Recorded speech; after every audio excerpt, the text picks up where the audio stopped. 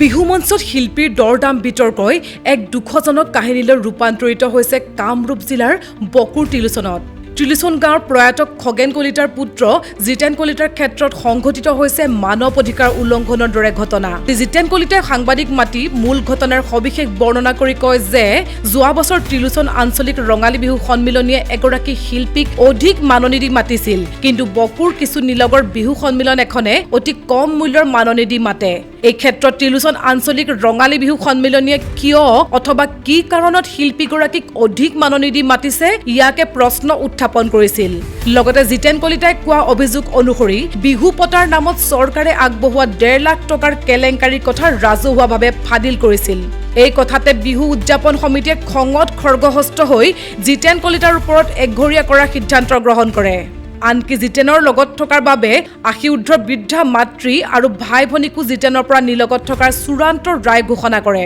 ইয়াৰ উপৰিও চৰকাৰে যোগান ধৰা সমবায় চাউলৰ পৰাও পৰিয়ালটি বঞ্চিত হৈ থকাৰ কথাও সাংবাদিকক অৱগত কৰে। আনহাতে জিতেনে সমস্ত ঘটনা চমৰীয়া আৰক্ষীক আৰু ৰাজহ চক্ৰ বিষয়াক লিখিত আবেদন জনাইছে। হয়, চমৰীয়া আৰক্ষী পহৰা চকীৰ পৰা তদন্ত কৰিব আহিছিলে নে ঘটনাটো? নাই, এতিয়ালৈকে তেনেকুৱা তদন্ত কৰা নাই। তেওঁ আপোচৰ কথাটো কৈ আছে। এইটো আচলতে মানৱ অধিকাৰ আইন উলংঘা কৰিছে আৰু ইয়াৰ ওপৰত বিহিত ব্যৱস্থা ল'ব লাগে।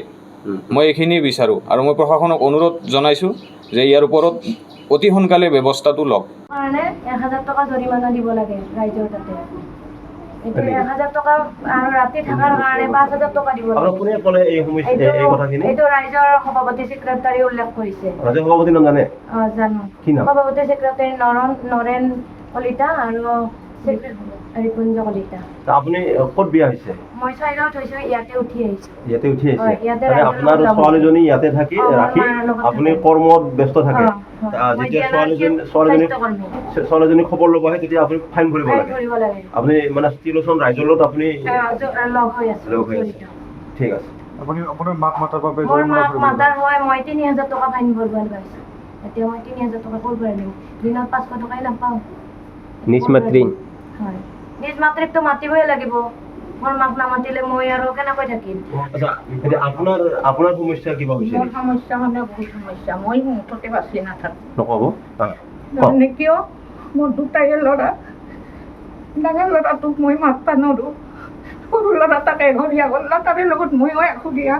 মই যদি ৰাস্তাত যাওঁ, কোনোবা তিৰি যদি মোক দেখা পাই গুচি যায়, মোক মাত নেদে। মোৰ মাইনাজনীক থব গ'লেও মই এই মাইনাটো মোৰ লগত থাকে। তাইক মই গাড়ীত উঠাই দিবা যাওঁ, দেউতাকে পিলপিলি লৈ আহে। ৰিপুঞ্জয় কৈ কি বল্লি মাৰা যে তুমি মাক গাড়ীত উঠাই দিবা নিদিবা, কাৰণ মাক এঘৰীয়া বস্তু নহয়। গতিকে ডাঙৰ ল'ৰাটোক মই নামাতাকে থাকিব পাৰিম নেকি?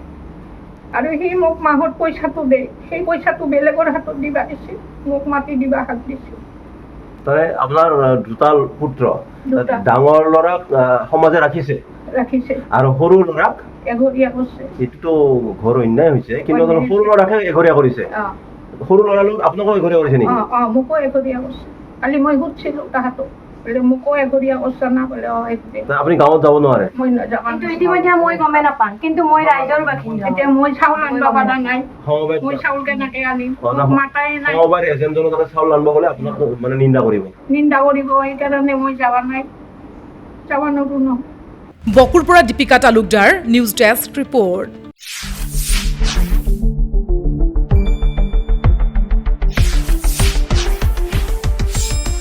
শুদ্ধ আৰু বিস্তৃত বাতৰিৰ বাবে চাই থাকক নিউজ ডেস্ক ৰিপৰ্ট।